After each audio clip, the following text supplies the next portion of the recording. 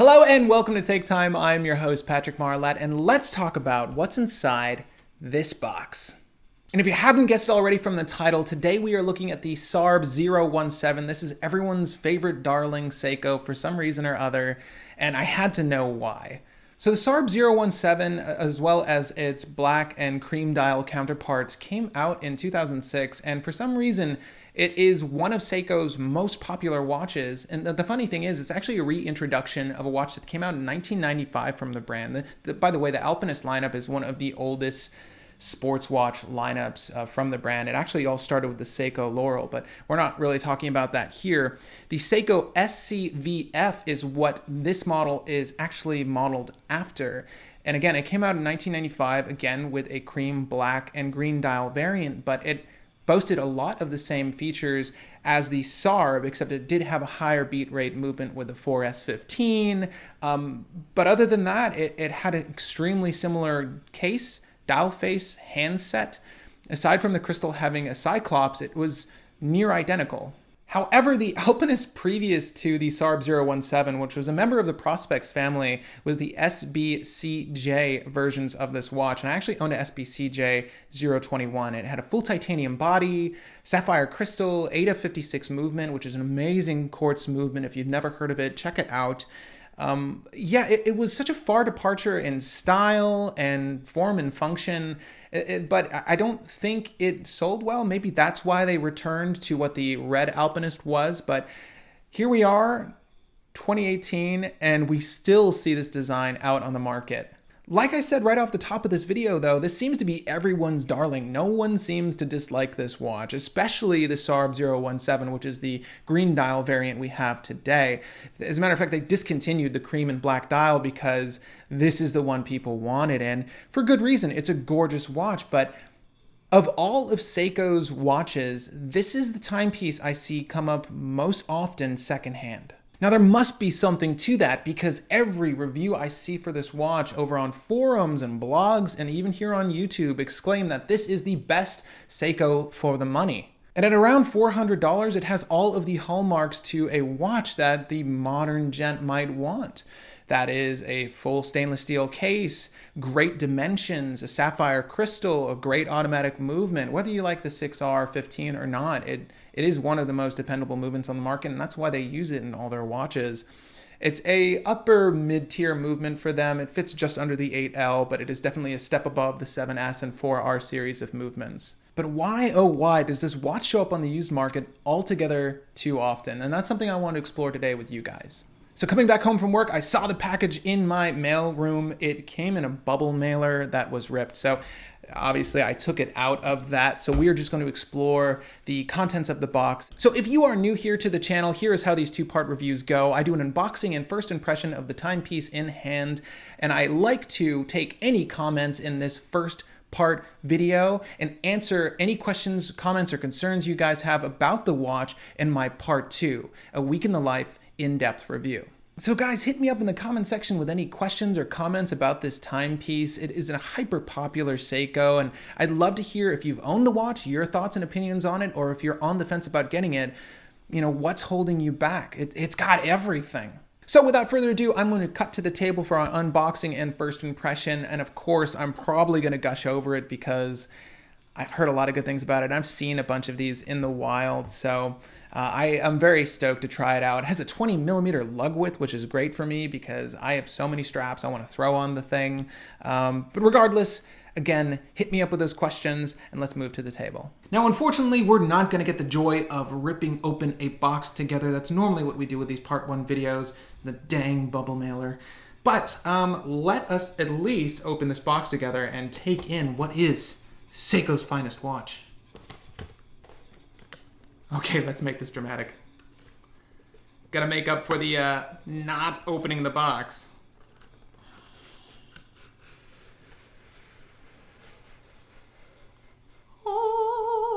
So the outer box obviously was a little bit banged up because it was residing in that bubble mailer for the duration of its delivery time. But that's okay. We usually don't buy these for the boxes, but I did want you guys to see what the consumer packaging looks like on these items. And the SARB017 is in a box that looks like something you would buy from an arts and crafts fair at your child's school. Not the greatest. I feel like I made something similar in quality to this when I was 8. The box itself is just okay. You know, I spent just a little under $400 for this, so a little underwhelmed with the box. I've gotten much better boxes at this price, but let's move on. Inside, we have our SARB, our Seiko Alpinist. All right, so when researching the modern Seiko Alpinist, I've noticed 2 complaints come up more often than any other, so let's see if this helps with our theory. That started up really quick. As to why these show up on the used market so often. One being, and this is kind of a silly one, but people make this complaint a lot about a lot of watches, is that the strap is just garbage. The leather strap on this item isn't that great, and the crown's even lined up pretty nicely. It's a screw-down crown, by the way, guys. The strap is pretty trashy. But it feels nice. It feels kind of stiff, honestly. I'm sure it's not the best in the market. I'm sure it's not the best in class, but you know, it's a leather strap that kind of has an alligator grain to it that looks authentic. I think if someone else was looking at your watch, they wouldn't be able to tell. I think, after constant scrutiny, you'd be able to tell that that's not actual alligator, but who was expecting it? I don't mind it at all. I like that it's lined. It feels like nubuck leather. I could be wrong. One thing I'll state is that the buckle, if you can look beyond all of the hang tags here, the buckle itself doesn't appear to be signed, which is new. There's stainless steel on the inside there. But yeah, usually Seiko gives you a signed buckle, so that's interesting. That's sort of a minor complaint. I mean, I don't mind too much. This watch is going to come off this strap. Who are we kidding? This watch is going to come off the strap almost immediately after I get some free time with it, but I think the strap is fine. And the second most commented complaint I've seen on the internet is right on the dial face, and that is the compass ring. Now, I've heard people complain that their compass rings look cheap, like they were manufactured poorly. Something about the ink not seating right, things being slightly misaligned or not fully imprinted on the compass ring. But so far as I can tell, at least with my model, it looks nice. It doesn't look cheap at all. I like the matte finishing on it. It's a slightly darker tone of green than the dial, the sunburst dial. I'm actually quite a fan of it. And again, this actually looks kind of standard fare so far as what I've seen with my previous Alpinist and most of the rotating bezel, or not bezels, but the rotating rings that I've received with other watches from Seiko, even all the way down to my 6139 Pogue. It kind of looks like the same material, kind of the same finishing. It doesn't look bad to me, though. I can tell you that. Again, those are just the 2 most common complaints I've seen. Maybe, there's people complaining about the compass ring received a Franken version of this watch. I mean, these sell well enough that I wouldn't be surprised if people faked it, but regardless, I don't mind either of those 2 things. And why don't we take in the watch now while it's in front of us? So the first immediate thing that you're taken by when you look at this watch is the gilt numerals and that beautiful sunburst dial. It is pretty gorgeous in person. The quality of the dial looks to be of the same caliber that is found on the Seiko Paddy Turtles, the SRP A21s. It honestly looks extremely similar, except this would be the green version of that blue dial. If you've ever seen a Seiko Paddy Turtle in person, you'll know that it is a sunburst blue finish, but it has sort of a matte texture to it. This looks pretty much the same. I've owned 2 Paddy Turtles, actually. I could never agree on which Seiko Turtle I wanted, but ultimately I rested on one. Regardless, this reminds me a whole lot of that dial, but it is really gorgeous, and so is the Seiko Paddy Turtles. Another immediate feature I like about this dial is the gold trim around the date window. To be entirely honest, I never really noticed it from pictures. I feel like most people just highlight the sunburst finish, but I like when a date window is executed well. This one is fully framed with that yellow outline. It matches the golden tone of the numerals and hour markings, as well as those cathedral hands that are semi-skeletonized. It's a really good look. It's finished very well. And the wheel itself actually blends in with the dial quite well. So, props on the execution there, Seiko. By the way, this watch has really long lugs. I really love the length of the lugs on this timepiece. And I like the brush stroking as well, how they just go straight down towards the very tips. It's a very, very gorgeous aesthetic. And the way the case is high polished on the edges and the sides, it's classic Seiko and kind of Seiko at its best. I've seen better detailing on other watches, but again, other watches in Seiko's lineup, but sub $400 watch, you're getting some really high quality finishing on a timepiece that has a lot of great features. Now, in regards to the tech specs, of course, I'm going to go over all of the dimensions of this watch in the in-depth review, but so you guys know what the case materials are. Again, we have a stainless steel watch with stainless steel crowns. We have a sapphire crystal glass in the front and a screw-on stainless steel case back. Again, screw-in crown over at the 3 o'clock position.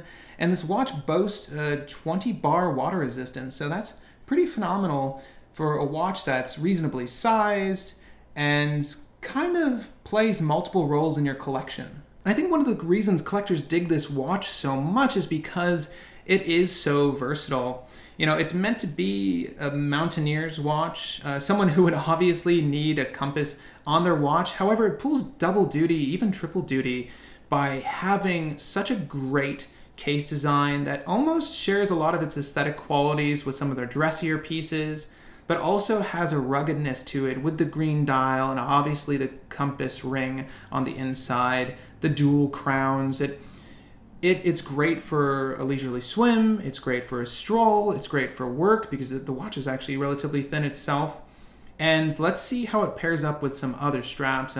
So you guys know I actually have inbound a bracelet, the OEM bracelet for this watch coming in, and I'm going to do a separate review on that. I know a lot of people are interested in whether they should get the bracelet for this or not, or maybe get the strap code bracelet because the original bracelets are usually really expensive, so I don't blame you for getting the alternative, but I'm going to give a review of that bracelet soon to come, but I'm going to try this out on a few leather and nylon options to see how it wears, again, because it is so versatile. Now again, as I'm sure with so many other reviewers, it's so easy to strike up an immediate romance with this watch because it's so enchanting. There's not a lot of green dial watches on the market, and there's not a lot of them that are executed this well, and that's why this watch has been in production for so long, guys. It is quite popular, and with good reason. It's a fantastic looking watch that boasts a lot of excellent high-end features at a great price range. A lot of people look at Seiko's lineup and look at it over and over again, trying to figure out what diver they want. And a lot of people use this as the alternative. Now, I personally feel as a watch collector that I'm always going to have at least one dive watch in the collection.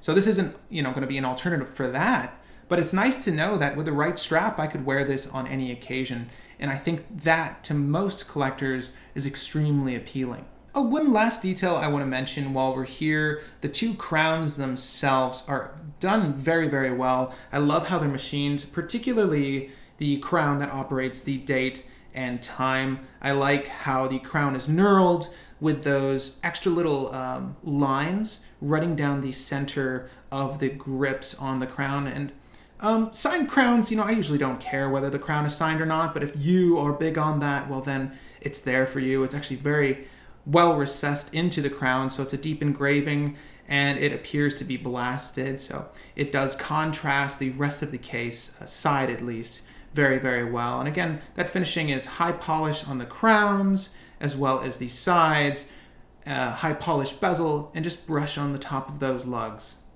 Now guys and gals, I'm going to happily wear this for a week in the life and report back to you with all of my findings in our part 2 in-depth review here on the channel. But now is the time to ask any of those looming questions you had about the SARB017 Seiko Alpinist. Is the Seiko Alpinist worth the price of admission, or does its duality work against it in being too many things at once? Well, I'm very excited to find out, and I'm really excited to see if everyone's glowing opinion of the watch is accurate.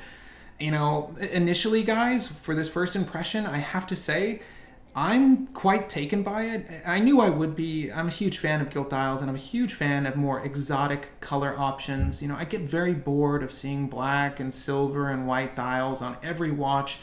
You know, it's nice to see something. It's nice to see something with a little bit of color on the market. So I really appreciate that they've kept this watch around and have made it affordable for someone like me to pick it up. Gang, thank you for joining me on our unboxing and first impression of the Seiko Alpinist. If you found this video enlightening or entertaining in the least, feel free to hit that like button. It looks a little something like this bokeh hand in the background. And if you are new to the channel, well, welcome, first and foremost. And secondly, I do videos like this twice a week here on the channel. So if you want to see the ultimate conclusion of the Seiko Alpinist in our part 2 review, the best way to find out when that video comes out is by subscribing. And if you hit the bell icon next to the subscribe button, you'll be notified as soon as my videos release. Now, before I leave, gang, I'm going to leave you with a faux wrist shot. It is my intention to keep this strap in the box because, again, I don't know if I want to keep this or not. But I'm Patrick Marlette, and thank you for the time.